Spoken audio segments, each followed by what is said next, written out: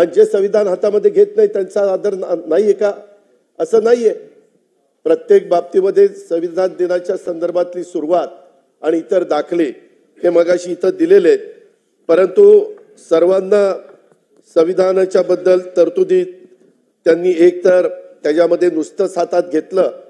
मगाशी तर एकनाथराव म्हणले शिंदे साहेब की ते कोरच होतं, त्या खोलात मला जायचं नाही. परंतु संविधानाच्या तरतुदी त्यांनी एकतर वाचल्या नाहीत असं माझं मत आहे, किंवा वाचून ते त्यांचं उल्लंघन करत आहेत असं त्याच्यामध्ये म्हणावं लागेल. अध्यक्ष महोदय, संविधानाच्या अनुच्छेद 188 मधील तरतुदीनुसार प्रत्येक निवडून आलेल्या सदस्यांनी त्यांचे स्थान ग्रहण करण्यापूर्वी शपथ घेणं हे आवश्यक आहे. हे आपल्यालाही माहिती आहे. शपथेवर बहिष्कार म्हणजे या तरतुदीचा सरळ सरळ भंग आहे. मला त्या दिवशी प्रेसनी विचारलं पहिल्या दिवशी, अरे कोणी बहिष्कार घातलाय? म्हटलं आजच्या दिवस बहिष्कार आहे, उद्या जर नाही शपथ घेतली तर यांना सभागृहात बसता येणार नाही. उद्या गप गुमानी शपथा घेतील, काय काळजी करू नका. जरा कळ काढा. कळ काढली की शपथा त्या ठिकाणी झाल्याच. अध्यक्ष महोदय, संविधानाच्या अनुच्छेद आर्टिकल 324 नुसार निवडणूक घेण्याचा अधिकार हा निवडणूक आयोगाला दिलेला आहे, कायद्याने दिलेला आहे, नियमाने दिलेला आहे, देशाने दिलेला आहे.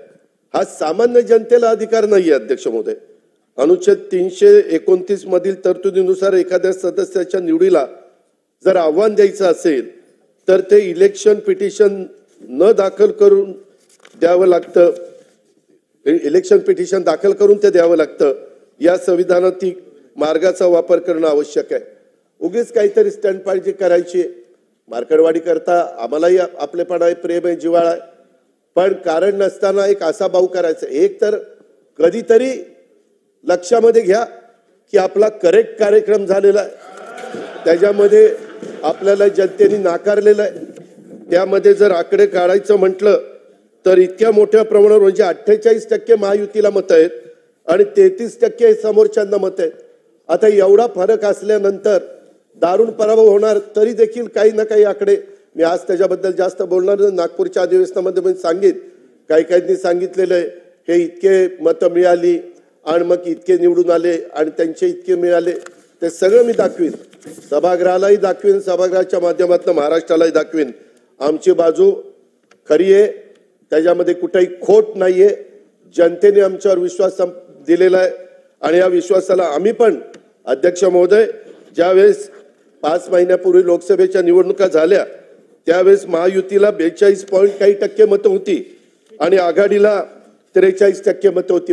0.6% फरक होता, पॉईंट म्हणजे अर्धा टक्क्याच्या आतच. तरी देखील आमच्या जागा किती आल्या? आमच्या जागा 17 आल्या आणि यांच्या जागा 31 आल्या. आम्ही रडत नाही बसलो. ठीक आहे, जनतेचा कौल आहे. तेव्हा ईव्हीएम कसं चांगलं वाटत होतं, तेव्हा गारगार वाटायचं, ईव्हीएम चांगलं वाटायचं. आणि आता गारगार वाटतंय का गरम वाटतंय ते तुमचं तुम्हीच बघा. अध्यक्ष महोदय, संविधानाच्या भाग 3 मध्ये तुमचं आमचं सर्वांचं नागरिक म्हणून मूलभूत हक्क नमूद केलेले आहेत. त्यात भाषण स्वातंत्र्य, इतरही अनेक स्वातंत्र्य आहेत. त्यात नमूद केलेले हक्क देणं शासनावर बंधनकारक आहे. त्यात कुठेही समांतरपणे पुन्हा निवडणूक घेण्याचा हक्क नाही. संविधानातील त्या यंत्रणाचे अधिकार, मग ते न्यायालय असो, निवडणूक आयोग असो, त्यांनीच ते वापरले पाहिजेत. नाही तर अराजक माझे घटनेचे शिल्पकार डॉक्टर बाबासाहेब आंबेडकरांनी हे ओळखूनच प्रत्येकाचे अधिकार व अन्याय झाला तर न्यायासाठी प्रक्रिया ठरवून दिलेली आहे, तिचा वापर त्या ठिकाणी केला पाहिजे. त्या प्रकारे न्याय मागण्याचा प्रयत्न अध्यक्ष महोदय केला पाहिजे. आज आपण ज्या पदावर बसलेला आहेत, मला एका गोष्टीची जाणीव आहे की सभागृहामध्ये संख्या जर बघितली, अध्यक्ष महोदय, 62ला म्हणतात की 222 समोर सत्ताधारी पक्षाचे होते आणि बाकीचे विरोधी पक्षाचे होते. महाराष्ट्राच्या इतिहासामध्ये पहिल्यांदा 288 जागा निवडून देत असताना 237 आमदार महायुतीचे निवडून आले. 237. अनेकांच्या लाटा आल्या, अनेकांच्या लाटा गेल्या, परंतु इतकं निर्विवादपणे बहुमत कुणालाही मिळालेलं नव्हतं. अरे मान्य करा, आता कुठंतरी डोळे उघडा. लोकही म्हणतील की काय चाललंय यांचं, किती दिवस रडीचा डाव खेळणार आहे. खुल्या मनाने आम्ही जसं लोकसभेला खुल्या मनाने मान्य केलं, आणि नंतर पुन्हा तिघांनी ठरवलं की बाबा आता पुन्हा लोकांच्या समोर जायचंय, आमदार तर निवडून आले पाहिजेत, सरकारशिवाय निर्णय घेता येत नाही. आणि त्याच्यातनं आम्ही लाडकी बहीण आली. लाडक्या बहिणीनं आम्हाला सगळ्यांना इथं बसवलं, हे लक्षात ठेवा. जे आहे ते आहे, मान्य करायला शिकलं पाहिजे.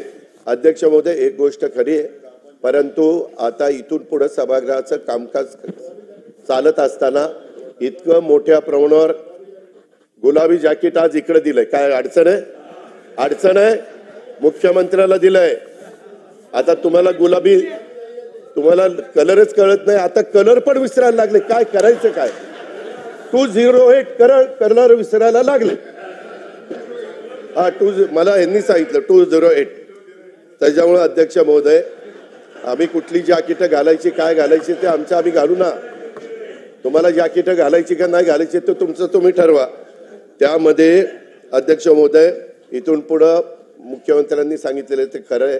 अध्यक्ष महोदय, खूप जण आम्ही तुमचं चेंबर बघायचो, आम्हाला ते चांगलं वाटलं, तुम्ही लगेच मुख्यमंत्र्यांचं केलं. नंतर आमच्या दोघांची केली, म्हणजे उपमुख्यमंत्र्यांची. पण बाकीचे म्हणतात काय आम्ही काय घोडी मारलीत का? काम चालू आहे. इतरांचे पहिला ग्राउंड फ्लोअर झालंय, आपल्याप्रमाणे माझंही काम चालू असतं. मग हरकत नाही, ते काम चालू आहे, तर आम्ही कुठेही निधीची कमतरता पडून देणार नाही. अध्यक्ष महोदय, काही गोष्टी सभागृहातल्या लोकांच्या करता, सन्माननीय सदस्यांच्या करता ह्या झाल्या पाहिजेत. कधी आपण लक्षात घेत नाही, परंतु मनोरा आमदार निवास हे वेळेमध्ये पूर्ण करण्याच्या करता ह्या बाकीच्या सगळ्या आमदारांच्या करता फार गरजेचं आहे. आपण अतिशय चांगला प्लॅन केलाय, त्याच्याबद्दल दुमत नाही अध्यक्ष महोदय, परंतु विक्रमी वेळेत ते पूर्ण व्हावं आणि लवकरात लवकर सगळ्या आमदारांना दोन्ही बाजूच्या चांगल्या दर्जाच्या निवासाची व्यवस्था त्या ठिकाणी व्हावी, अशा प्रकारची अपेक्षा मी या निमित्तानं या ठिकाणी करतो. एकंदरीतच आपली आज विधानसभेच्या अध्यक्षपदी बिनविरोध निवड झाल्यामुळं त्यांच्या व्यक्तिमत्वावरील सर्वपक्षीय विश्वासाचं हे दर्शन आहे. मी त्याच्याबद्दल विरोधी पक्षाच्या पण सन्माननीय सदस्यांचा, त्यांच्या गटनेत्यांचा पण आभार मानतो की ही निवडणूक बिनविरोध करण्याच्या करता त्यांनी पण मनाचा मोठेपणा दाखवला. निर्विवादपणे आपण निवडून येणार होता ही तर काळ्या दगडावरची रेघ आहे, पण तरी देखील त्याच्यात एक मनाचा मोठेपणा ह्या समोरच्यांनी दाखवला, त्याबद्दल मी त्यांनाही धन्यवाद देईल. अध्यक्ष महोदय, आपल्या नेतृत्वाखाली आपल्या विधानसभेचं काम अधिक परिणामकारक आणि लोकहितकारी होईल याबद्दल आमच्या कुणाच्याही मनामध्ये तिळमात्र शंका नाही. मी पुन्हा एकदा आपलं अभिनंदन करतो. तुम्हाला पुढच्या वाटचालीच्या करता मनापासून शुभेच्छा देतो. धन्यवाद आणि थांबतो.